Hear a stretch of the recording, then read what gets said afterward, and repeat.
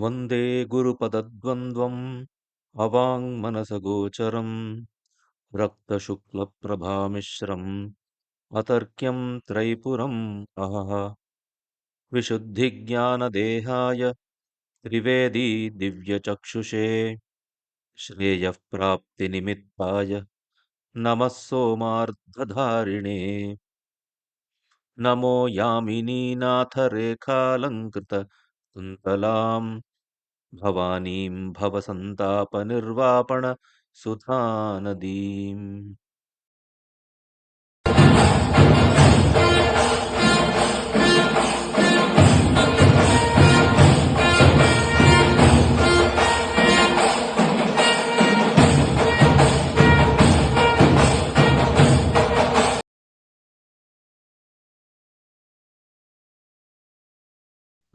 So we plan to cover in today's session two main Siddhantas, which is the Shaiva Siddhanta, which also has its small division within it, the Shiva Vishishta Advaitavada, and the Virasaiva. Once again, Virasaiva, we will be looking at the two schools within Virasaiva. One goes by the name Virasaiva itself, and the other is the Lingayata. So let's get into the. So as described in the previous session, right from the Pashupata or the Lakulisha Pashupata, we have the schools of Shaivism which have the Agama as their main source. So that is their Pramana. And even the Shaiva Siddhanta, the Virasaiva, also along with the Trika, which we will be taking up in the forthcoming session, plays utmost importance to the Pramanya of the Agamas. So in Tantra Loka, we have Acharya Abhinav Gupta describing that the Agamas are classified into the 10 Shiva Bhedas. And these 10 Shiva Bheda Agamas prominently established the doctrine of dualism or the Dvaitavada. And there are 18 Rudra Bhedas, and these are Dvaita Advaita Vada, where the qualified non-dualism, if we can say that. And 64 Bhairavaagamas, which are purely from the Advaitic point of view. So we will be seeing that the two schools that we have taken up right now, the Shaiva Siddhanta as well as the Virasaiva, they predominantly use the 10 Shiva Bheda and the 18 Rudra Bheda Agamas as their main source of knowledge, because both these schools are qualified non-dualist or the Visishta Advaita or the Bheda Bheda schools of thought. So what is the Bheda Bheda?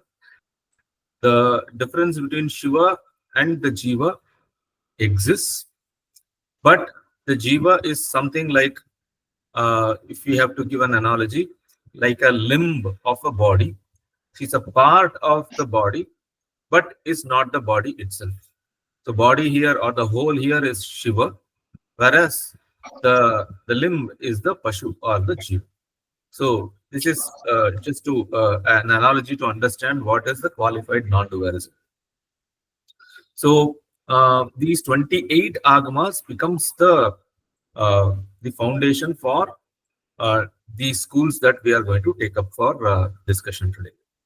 Regarding the 64 Bhairava Agamas, we will reserve it for the upcoming, that is the next session, when we will take up the Trika school of or the Kashmir Shaivism school, where they are given more prominence over the 28. So it's not that the 28 are not considered, but the relative prominence for the Bhairava Agamas can be felt or can be seen in the discussions in the Trika works. And a lot of information about these are given by the commentator of Tantra Loka, Acharya Jayarath. So what is the common link between the two? The common link between the two is Rishi Durvasa. Very misunderstood Rishi in the Puranic corpus, always known or shown to be one who is very quick to be aroused, okay, to anger, to an extent that he gets a kind of an epithet of being a Krodha Bhattaraka.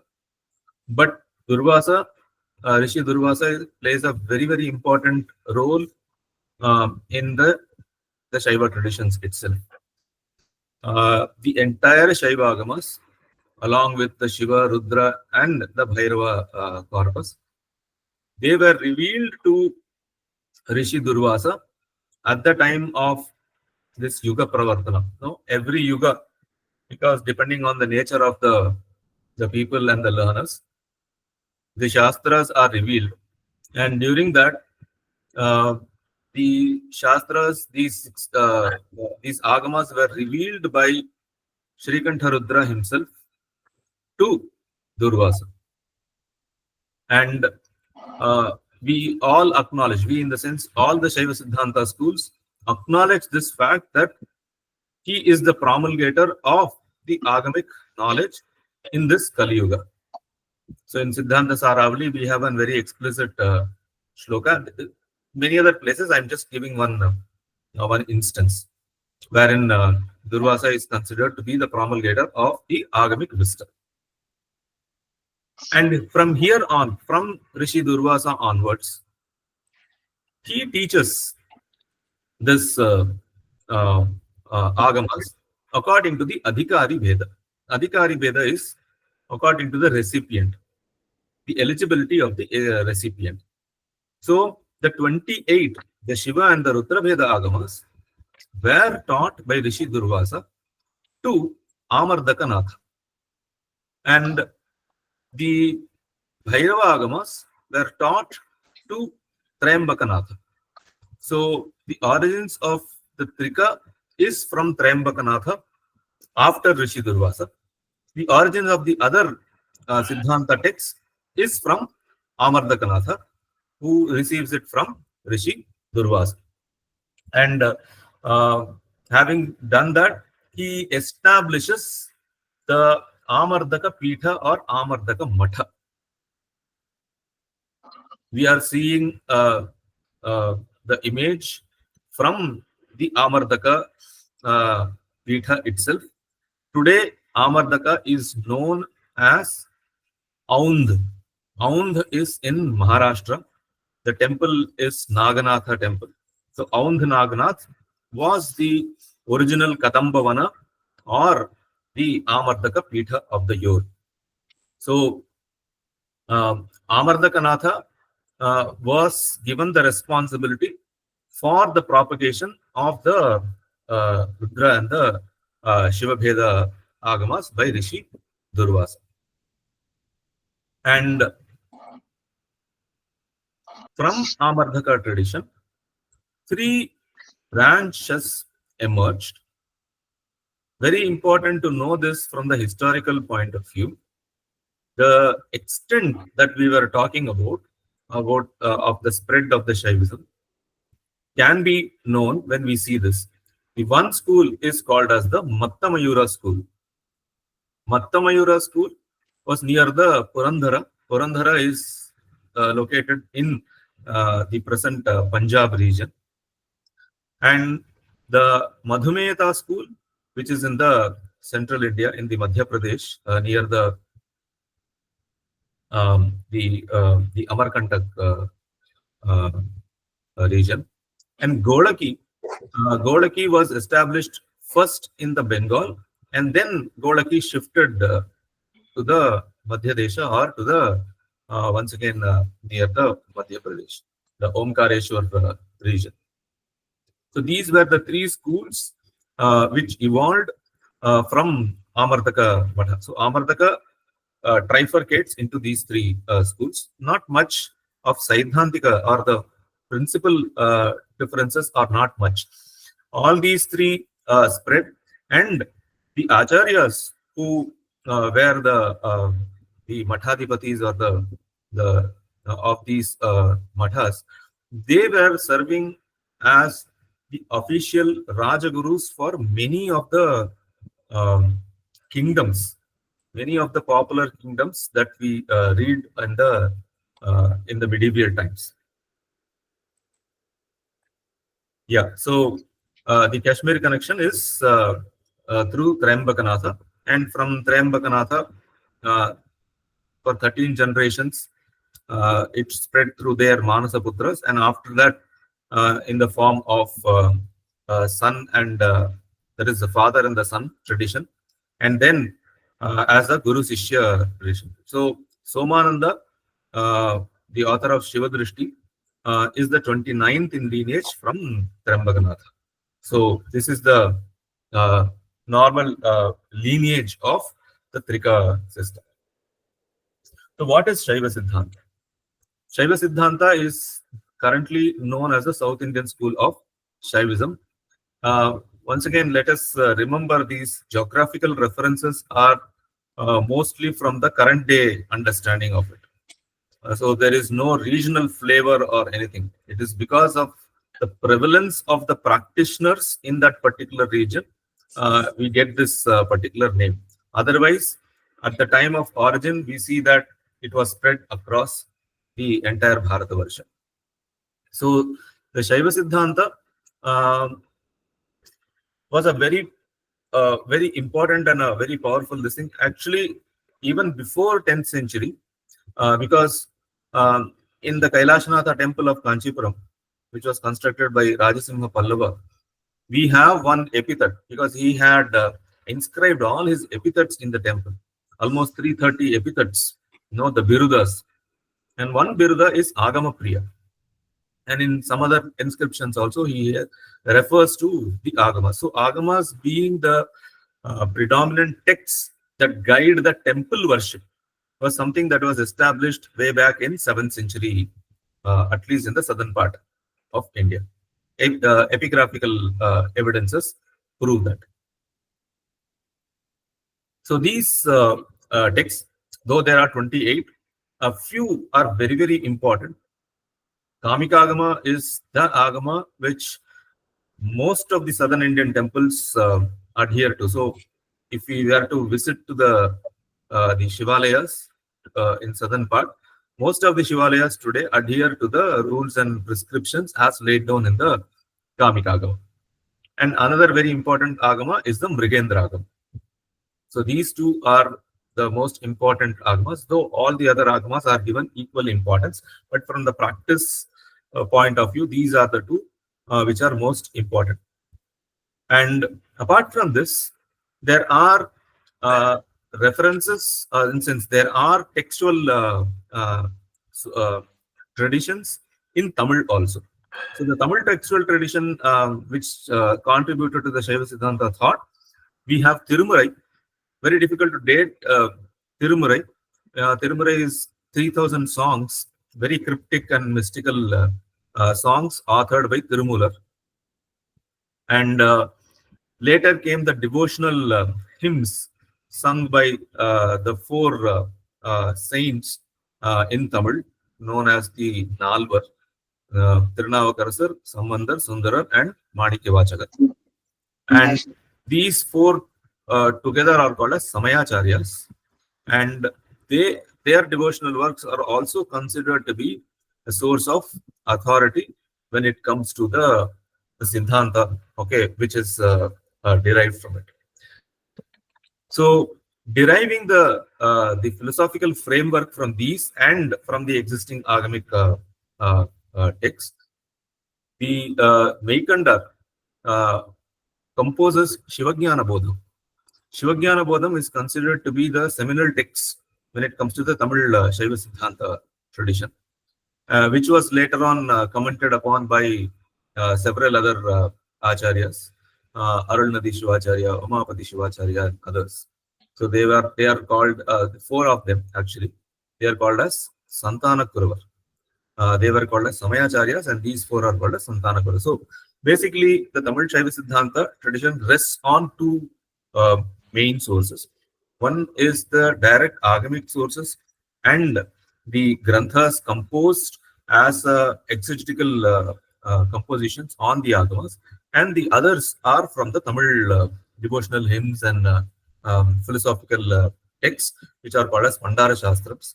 So these two become the two stambhas, or the two pillars on which the Tamil Shaiva Siddhanta tradition rest, and they continue to guide the lives, the worship, and others in the temples of the South India. So, coming to the main aspects or highlights of Shaiva Siddhanta, the Shaiva Siddhanta um, it prescribes temple-based worship. So, a lot of importance is given to Devalaya, that is the temples, and the worship in the Devalaya.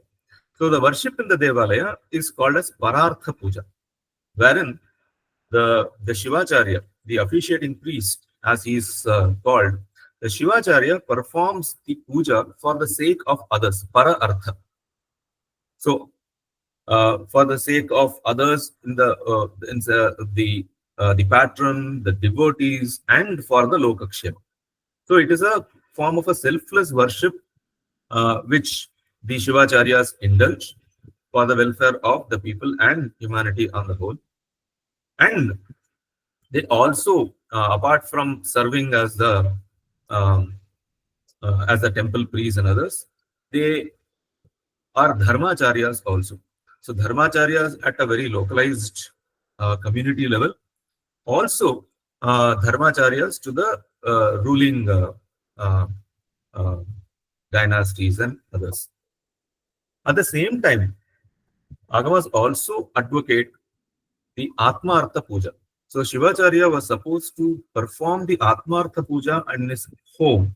So this is a worship for himself to inculcate self-discipline, devotion, etc. So this Atmartha Puja for his own, it was his form of sadhana. And Parartha Puja in the temple was for the Lokakshema, for the welfare of the world. So, like any other Agamic Sampradaya, to become eligible to do any of these, one had to undergo what we call as the Diksha or the initiation ceremony. And 4 types of Dikshas are recognized in the Shaiva Agamas. It's starting with the Samaya Diksha and ends with the Nirvana Diksha. 4 main, though there are other texts which speaks of multiple other Dikshas, 32 varieties of Dikshas, but 4 are considered to be main, starting from the Samaya Diksha, which is the stepping stone, and the Nirvana Diksha, which is the highest one. So, looking at the textual framework of the Agamas, each of these Agamas have 4-fold internal divisions called as the Pada. So, there is a Charya Pada, Kriya Pada, Yoga Pada, and the Jnana Pada. So, Charya Pada is the section that enumerates the Prayashchitta Vidhi. That is, in the temple, if there is an expiation for something that has gone wrong. So what is that Prayashchitta? What is the expiation rite? Pavitra Vidhi, purificatory rituals. Shivalinga Lakshanam, how should a Shivalinga be, and all that. Then the Kriya Pada, the actual action part, has the mantra Uddhara. Okay, how which mantra and what is that mantra? All these are given only in a cryptical form. No mantra will be just listed and printed as we see in the books or on the open sources today. So it will be given cryptical so that one receives the mantra only as an initiation from a proper Acharya or Guru. And his daily routine, which is Sandhya and others, the pujas, the japas, homa, all those information we find in the Kriya Pada section. Then comes the Yoga Pada section, which speaks about the 36 tattvas. So 36 tattvas as a concept are common across all the Agamas. All the Shiva, Rudra and the Bhairava Agamas uniformly accept the 36 tattvas. Only difference will be in certain interpretation and understanding of certain concepts within that.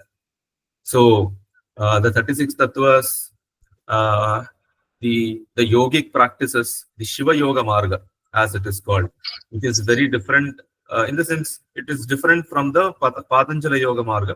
Because Patanjala Yoga Marga, as advocated by Patanjali in the Yoga Sutra, is a clearly dualistic form of worship. Now, with the introduction of Vedanta and the Yoga, we have some tradition which is not very clearly as laid down by Patanjali's Yoga Sutra. But Shiva Yoga as a marga has a very clear-cut procedure, and we find it enumerated in most of the Mula Agamas, including the Bhairava Agamas. Say, for example, in Malini Vijayottara Tantra is considered to be, though it is a Bhairava Agama, it is considered to be one of the highest texts by Acharya Abhinav Gupta, and it has a lot of uh, um, guidance-based instruction for the yogic practices. Then last comes the Jnanapada, which speaks about Pati, Pasha, and Pashu, the three entities and their relationship. Pati is normally Shiva. Pasha is that which binds the Jiva. The Jiva is called as a Pashu because he is bound by the Pasha. So, details about all this is contained in the Jnanapada section. So, coming to the 28 Mula Agamas, these 28 Mula Agamas are all revealed texts. So, there's the Agama Sampradaya makes it very clear that the Vedas are the Samanya Shastras. Samanya Shastras, in the sense, they are generic knowledge which anyone who has undergone the necessary qualificatory rituals can learn. But Agamas are the Visesha Shastras for which a special initiation or the Diksha is required to study. And these Visesha Shastras therefore hold a greater level of prominence over the Samanya Shastra. So if there is some place where there is a conflict, if I can use that word, between the Shruti and the Agama takes prominence in the Sampradaya. So these 28 Agamas, each of the 5 phases of Shiva, Sadashiva has 5 phases: Sadyojata, Vamadeva, Aghora, Tatpurusha, and Ishana. We normally see Shiva with 5 phases. The 5 phases have distinct nature, distinct function, distinct role, and philosophical interpretation also. So from the Sadyojata, which is the west-facing mukha of Sadashiva, 5 Agamas were revealed. All the 5 Agamas were revealed to Kaushika Rishi, and Kaushika Rishi taught each of these Agamas to a set of 3 students to be propagated. So Kamika, Yogaja, Chintya, Karana, and Ajita. These are the 5 Agamas from the Sadyojata Mukha. Like this, we have for each of the mukhas. I will not list, but I'll just scroll you down for you to read that.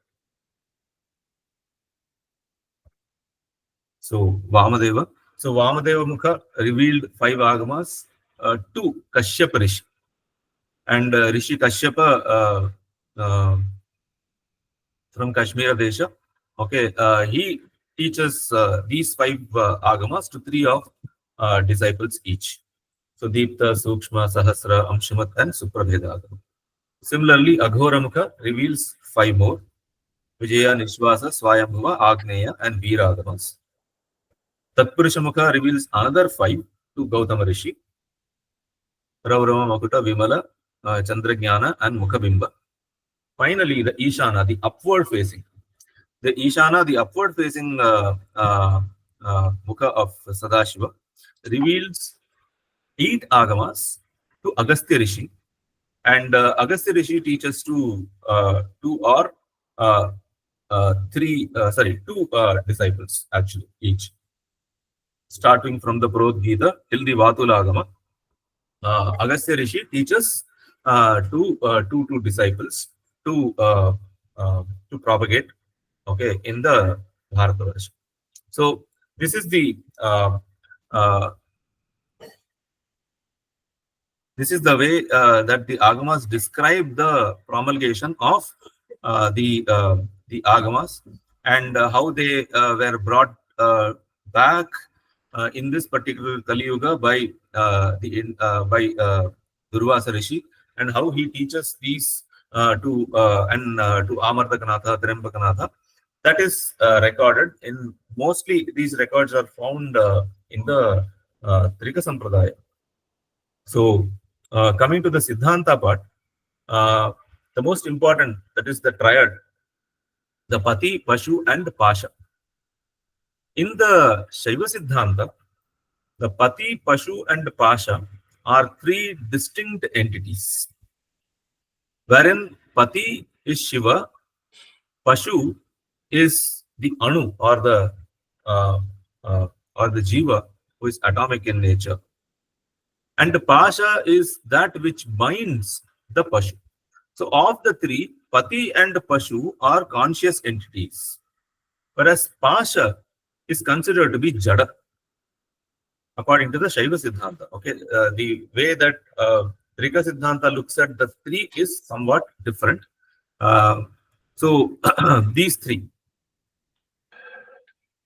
And the Srishti takes place, according to the Shaiva Siddhanta, by Shiva and his interaction with Maya and the Prakriti. And they recognize two levels of Prakriti. One is the Para Prakriti, which is Shiva's Shakti or Uma herself. And there is a lower Prakriti, which manifests as the material world. So Shiva uses the Prakriti when he is conjoined with his Shakti, and also the karma of the Pashu at the time of the creation. So the creation is a Leela or a sport of Shiva, which he does in order to give opportunity for the Pashus to find a way to get liberated. And for that, he brings forth Tanu, Karana, Bhuvana, and Bhoga. Tanu means he gives the Jiva a body. Karana, he endows the Jiva with the instruments of knowledge and action. Bhuvana, he creates different spheres of experience. We may call it as worlds, okay, where the Jiva experiences, and Bhoga, the objects of experience. So basically, he is creating planes of experiences. He allows the Pashu to find his way out of his current state of understanding about himself. And finally, it is his grace or anugraha which results in the Pashu understanding about himself and taking up the path of sadhana. And the grace of Shiva flows upon the Pashu through a guru. So this is how the Siddhanta explains the process. So Shiva does this along with the Shakti, Maya, and based on the karma of the Pashus. This is according to the Shaiva Siddhanta's philosophy. So Pati is Shiva, but Shiva is also recognized at two levels.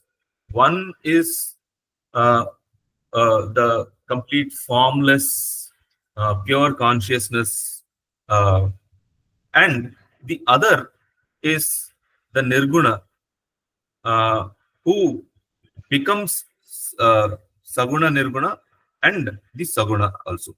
So the Saguna is what we see as the Shivalinga in the temples, or the different iconographical representations, the Murtis, the 25 Maheshwara Murtis that we see. That is the Saguna aspect of Shiva. Saguna Nirguna is considered to be the Shivalinga actually. Actually, Shivalinga is the Saguna Nirguna because it is both form and formless. And Nirguna is something that can be thought of but without any attributes. So Pati exists at two levels, and he performs the fivefold acts which are known as the Pancakrityas. which is the most important characteristic of the Pati or the Shiva. The fivefold acts are creation, srishti, sustenance, sthiti, samhara, which is the dissolution or bringing everything back to its causal form. Tirobhava, hiding the form, hiding the real nature, okay, of the Pashu, and Anugraha, the grace which reveals to the Pashu what his actual form is. So these are the fivefold acts or the Pancakrityas. So Shaiva Siddhanta explains the Panchakrityas in a manner which is slightly different from how the Kashmir Shaivism approaches the Panchakrityas, right? So these Panchakrityas forms the symbolic ground on which the entire iconographical representation of the Maheshwar Murtis that we worship in the temple is laid upon. Say, for example, we have all seen the Nataraja Murti. I am taking Nataraja as an example because that is one Murti which probably everyone has visualized. So, the Nataraja iconography, the Srishti is depicted by the dhaka or the dhamaru, the drum that he holds in his upper hand. The Sthiti is represented by his hand, which shows the fearlessness, no? The Abhay Mudra. The Samhara is denoted by the fire that he holds in his hand. Tirodhana is denoted by a small dwarfish demon who lies beneath his feet. That demon is called as an Apasmara Purusha. Apasmara means forget, one who, that is ignorance. So Tirobhava is a kind of a concealment or due to ignorance. So the Apasmara Purusha denotes the Tirobhava or Tirodhana. And Anugraha is represented by Shiva's hand in the Gajashunda. No, this is the Gajashunda posture, pointing to his feet. So Gajashunda will always point to the feet which is upraised to show that the Anugraha is found only by surrendering oneself to Shiva. So like this, the Panchakrityas becomes the ground on which the entire, not just the iconographical representation, but the entire temple conceptualization itself takes place. So the Panchakrityas are the most important aspect of Shiva, which the Siddhanta speaks about. And how Shiva is one who never changes, who is eternal, he is present everywhere, and he is the original source of grace, even though it assumes the form of a guru for the sake of the jiva understanding. And who establishes the nature of Shiva? It is the Agamas and the Vedas which establishes that Shiva is the supreme. Coming to the second independent entity, the Pashu. Pashu, like I mentioned, is called, Pashu means an animal. Animal is something that, like say for example, a cow. We normally bind the cow in our pen. So similarly, anyone who is bound by the Pasha is considered to be the Pashu. So all the beings of limited understanding about themselves, they are Pashus. The Pashus are also Chit, there is conscious entities, eternal, uncreated. So Pashus are not created by Shiva. Pashus are eternal like Shiva. Only the Atma Swarupa of the Pashu. It is the Sharira which is created by the Shiva, and the Bhuvana which is created by the Shiva, the Karanas which are created by Shiva, in order for the Pashu to experience the world and learn, and finally earn for liberation, which happens by the grace of Shiva. And moksha for the Pashu is not to become one with Shiva, but to become free from the Pasha. Okay, when he becomes free from the Pasha, he understands that he is a part of Shiva. So he retains his individuality, yet is no longer bound by the misunderstanding caused by the Pasha. And the third entity, namely the Pasha, there are three Pashas. Once again, the three Pashas are common across all the Shaiva traditions. But how we understand the Pasha is something which is different in the Advaitic traditions of Trika and the non-Advaitic traditions. The three are Anava, Karma, and Maya Malas. Anava Mala is that which causes a sense of an individuality and independent individuality for the Pashu. Maya Mala is the one that causes the Pashu to misunderstand the nature. And karma is the result of his actions and the results of the action leading to subsequent actions. So all these three are pasha, which are the bondages from which one has to become free in order to realize his true nature. So um, um, these three malas are something that the Shiva does not create once again. So this is also an independent entity according to the Siddhanta, though it is a Jada, it is not a Chaitanya. And the Pashu is not naturally attracted towards the Pasha and not towards the Pati in the first place. So coming to the Shiva Vishishta Advaita Vada, within the Shaiva Siddhanta tradition, we have this Shrikantacharya who composed a commentary on the Brahma Sutra. And just like the other traditions of Shankara, Madhva, Ramanuja, and others, the Shrikanta Bhashya establishes the Shaiva Siddhanta point of view in the commentary. And it has been acknowledged as the source of the right interpretation of Vedanta Sutra as per the Agama Sampradaya. And Shrikanta acknowledges a lot of ideas in his commentary from the Trika traditions also. So there was a cross textual borrowing of ideas that took place. So yeah, I think I have explained this. And the difference between the Advaita, Shankaradvaita, and Shrikanta's position is that the souls or the Pashus are not one with the Brahman or the Pati. Okay, so that is the difference. And apart from the fact that he also criticizes the Pashupata Siddhanta, about which we saw in the previous session, because the Pashupata Siddhanta is a purely dualistic notion which accepts absolute difference between Shiva and the world and the Jiva. So it's not even part and whole relationship that we are speaking of as in the Shaiva Siddhanta tradition.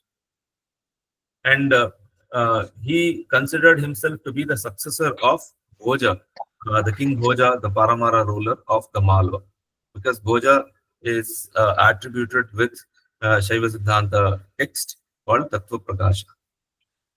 Yeah, so I just skip this. I'll come to the Virasaiva path.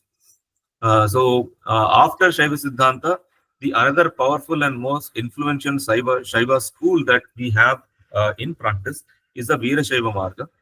And Virasaiva Marga, once again, Agamaniyai Marga. And the texts that are very important texts of the Virasaiva tradition, Shrikar Bhashya, Siddhanta Shikhamani, and Shivadvaita Manjari. This Virasaiva, just for a clarity, normally many people confuse the Lingayata form of worship with the Virasaiva. But there is a small distinction. As per the Virasaiva, there is a Panchacharya Marga who recognize 5 acharyas okay, who emerged from the five faces, the Satyajadadi Panchamukhas of Sadashiva. And these acharyas incarnate in every yuga also and uphold the Shiva Dharma. The Panchacharyas of the current yuga are Revana, Marula, Ekorama, Panditaradhya, and Vishwaradhya. So these Panchacharyas, okay, they established five Pithas. Okay, and it is called as a Simhasana in the Virasaiva tradition. So in Rambhapuri, okay, the Veera Simhasana was established. In Ujjain, this Ujjaini is different from the Madhya Pradesh Ujjaini. Okay, there is an Ujjaini in Karnataka also. So Saddharma Simhasana was established in Ujjaini. The Kedara, in which is Uttarakhand, Vairagya Simhasana was established. In Sri Shaila in Andhra Pradesh, Surya Simhasana, and in Kashi and Uttar Pradesh, the Jnana Simhasana was established. So these are the five Virashaiva Pithas, and uh, these the origins of these five Pithas and the five Acharyas are also referenced in the Agamas such as Swayambhuva and Veera and the Suprabheda. The Lingayata is very similar to the Virashaiva Marga, but the difference between the two is that the Lingayata did not accept the Varna Vyavastha. No, I don't want to use the word caste system because that is a complete colonial import. But the Varna Vyavastha, the Brahmana, Kshatriya, Vaishya, and the Shudra Varna Vyavastha, which is accepted by the Panchacharya, was rejected by the Lingayata. So here there is no Jati Vyavastha or Varna Vyavastha. And traditionally Lingayatas, they consider Basaveshwara or Basavanna to be the founder. And Basavanna did not come up. That's the whole point, is that Basavanna did not have to really come up with an entirely new philosophy. He only made changes to the existing Virashaiva paths to suit his inclination. And Lingayata Siddhanta was established somewhere around 12th century, okay, in the Karnataka, in the Sangama Kshetra. One distinct form that you can see across the Virashaiva and the Lingayata is that they wear the Shivalinga that they worship. It's called as their Atmalinga. So they wear the Shivalinga that they worship around their neck, and they would perform the worship by holding the linga in their left hand, and they would worship the Shiva. So this is one distinct feature of the Lingayata and as well as the Virashaiva Marga as well. So he introduced the concept of Anubhava Mantapa. Anubhava Mantapa is the place where people could congregate, people could come and discuss, and most of this was captured in the Kannada language, and his are known as Vachanas. Okay, and these Vachanas carry a lot of philosophical import, and Akka Mahadevi, okay, one of the greatest woman saints of Virashaiva Marga, whose story and who her compositions resemble a lot with the Lalwak. So belong to the Lingayat Sampradaya. And they believe in the Shatsthala. Shiva is called as the Sthala. Stha means whose the foundation, and La is dissolution. So Shiva is the ground and the final end of the universe.